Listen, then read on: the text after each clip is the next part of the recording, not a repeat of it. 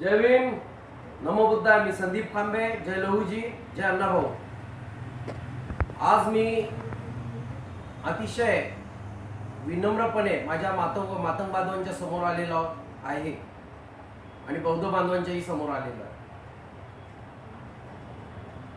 आज उपवर्गीकरणाचा जो विषय आहे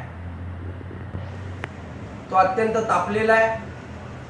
अखंड दलित समाज जो संघटितपणे या महाराष्ट्रामध्ये एक नव्या दिशेला, एक आंबेडकरी विचाराच्या दिशेला आज संग्रहित झालेला आहे, केंद्रित झालेला आहे. आणि अशा अवस्थेमध्ये जाणून बुजून या समाजामध्ये तेढ निर्माण व्हावी,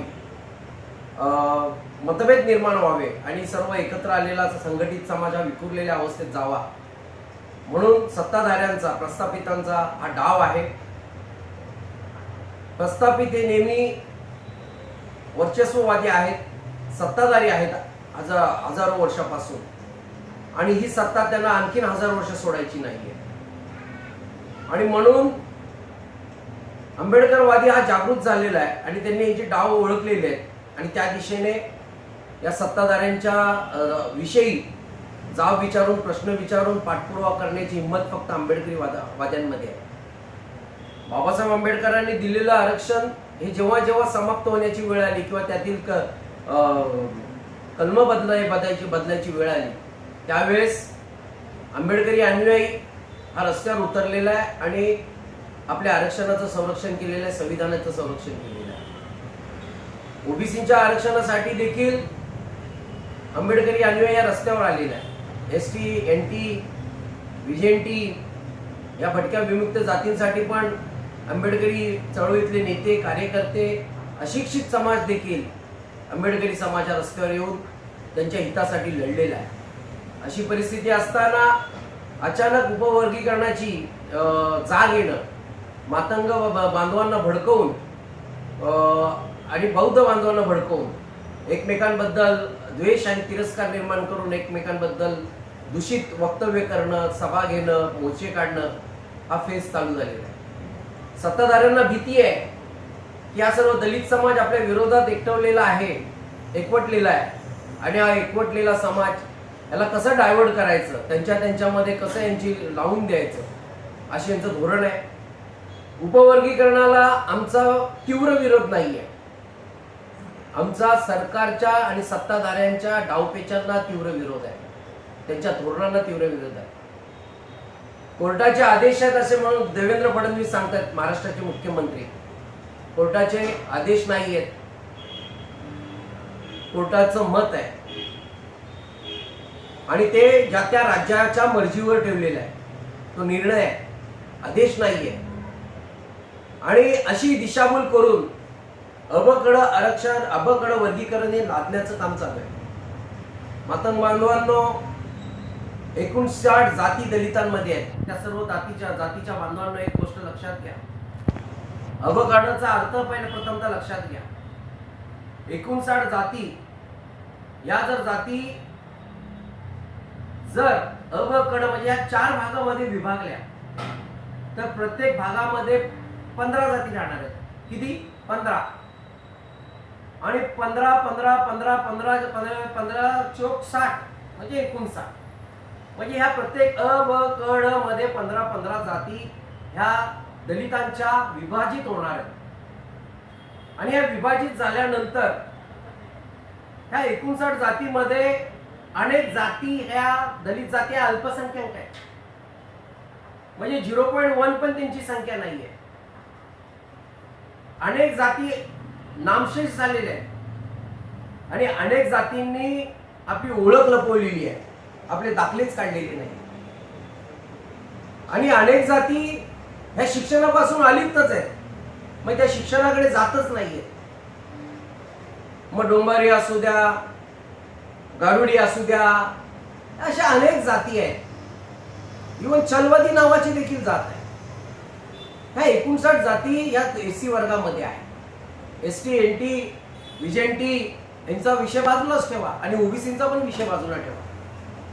हे ज्यावेळेस उपवर्गीकरण होणार आहे, आज आपण 13% आपल्याला आरक्षण आहे, मागासवर्गीय एससींना आज 13% आरक्षणामध्ये आपण अखंडपणे खेळत आहोत. याचा सर्वात मोठा आपल्याला फायदा आहे.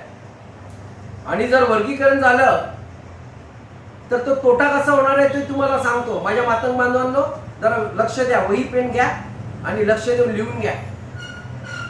बौद्ध बांधवांनो, तुम्ही लिहून घ्या, यांना पटवून द्या आपल्या बांधवांना, ते आपले भाऊ आहेत. बाबासाहेब आंबेडकरांनी बौद्ध परिषदा घेतल्या, महार समाजाच्या परिषदा घेतल्या, त्याचबरोबर मातंग समाजाच्या परिषदा घेतल्या. बाबासाहेबांनी महार आणि मांग समाजामध्ये रोटी व्यवहार, बेटी व्यवहार व्हावा म्हणून प्रयत्न केले. बाबासाहेब आंबेडकरांनी मातंग समाजाच्या तरुणांना आर्थिक सहाय्य करून उद्योगात उभे राहण्यासाठी चालना दिली. प्रचंड प्रमाणात बाबासाहेब आंबेडकरांची ऊर्जा त्यांच्या उद्धारासाठी लागलेली आहे. आणि म्हणून संपूर्ण मातंग समाज हा बाबासाहेब आंबेडकरांचाच अनुयायी आहे. आणि जेवढा एज्युकेटेड वर्ग आहे मातंग समाजाचा, तो बाबासाहेब आंबेडकरांना आपलं प्रेरणास्थान मानतो, आदर्श मानतो. आणि त्यांच्याच ऊर्जेतून तो तयार झालेला मातंग समाजाचा एक सुशिक्षित वर्ग आहे. मातंग बांधवांनो, लक्षात घ्या, अ ब कड जर 15 अशा 59 जाती जर अ ब कड मध्ये वाटल्या गेल्या, नामशेष गेलेल्या जाती अ मध्ये आणि ब मध्ये कोण येणार आहे माहिती आहे तुम्हाला? महार समाज देखील अ मध्ये येणार आणि मातंग समाज देखील अ मध्ये येणार. कोर्टात बघा काय होणार आहे, जर ते लागू केल्यानंतर कोर्टात काय होणार आहे बघा. त्या समाजाच्या आर्थिक सामाजिक स्थितीनुसार त्या जातीचं संशोधन करून त्यांच्या लाभासाठी आरक्षण हे निश्चित करायचं आहे, त्याचं वर्गीकरण करायचं आहे, असा तो आदेश आहे. महार समाज ज्या गावात राहतो, ज्या गावकुचा भाव राहतो, तिथेच मातंग समाजाची घरं महार समाजाच्या वाड्याला लागू नये, तो देखील वेशी बाहेर आहे.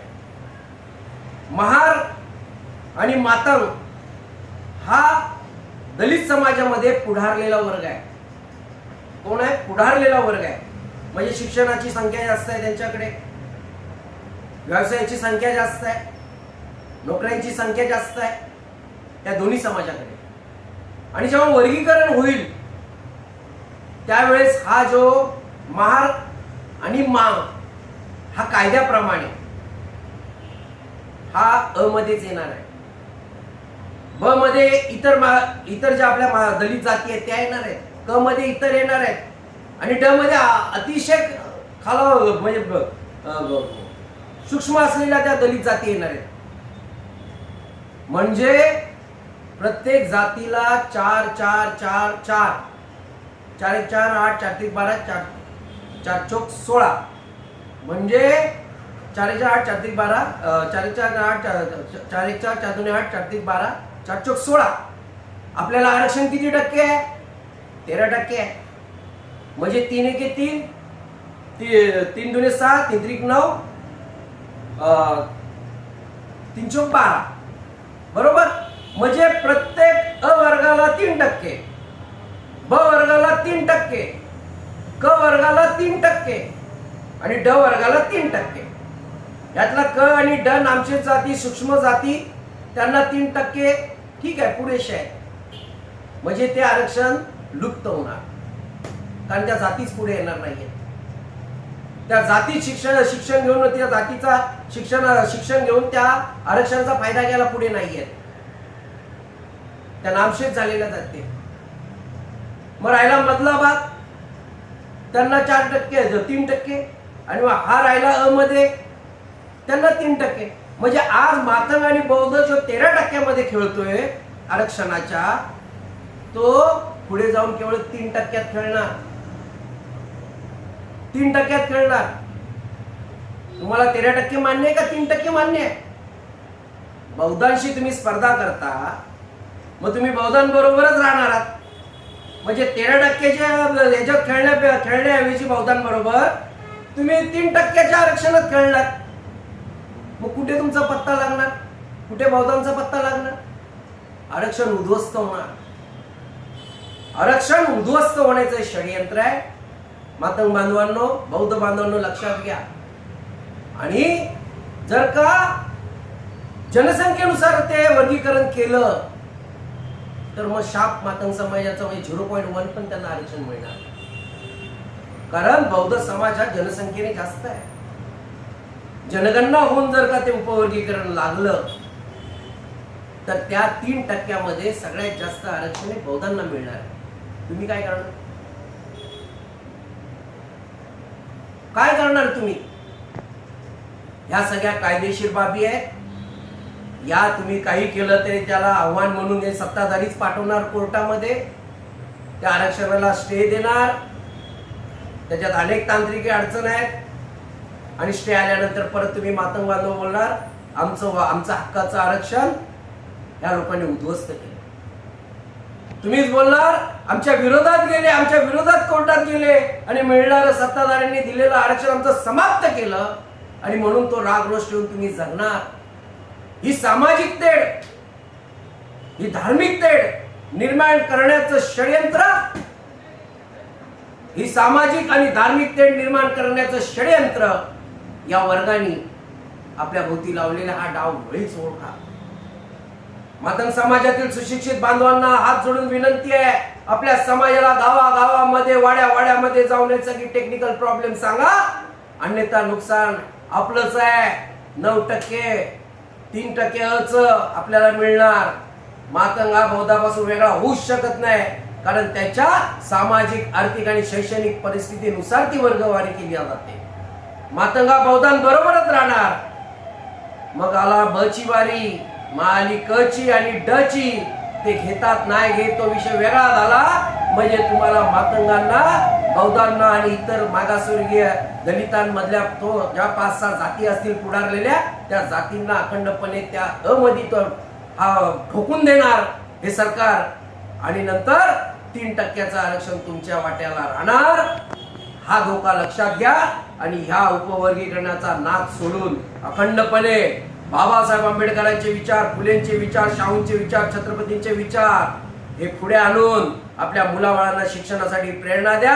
त्यांना मेरिट मध्ये येण्याचं स्वप्न दाखवा आणि या उपवर्गीकरणाचा नाद सोडा. आरक्षणाला मजबूत करा. त्या आरक्षणाच्या निमित्ताने आपण सर्व 59 जाती एकत्र राहू आणि ताकदीने या सत्ताधाऱ्यांच्या छाताडावर बसून आपल्या येणाऱ्या पिढीचं भवितव्य आणि भविष्य घडवू. जय भीम, जय प्रबुद्ध भारत, जय लहुजी, जय महाराष्ट्र.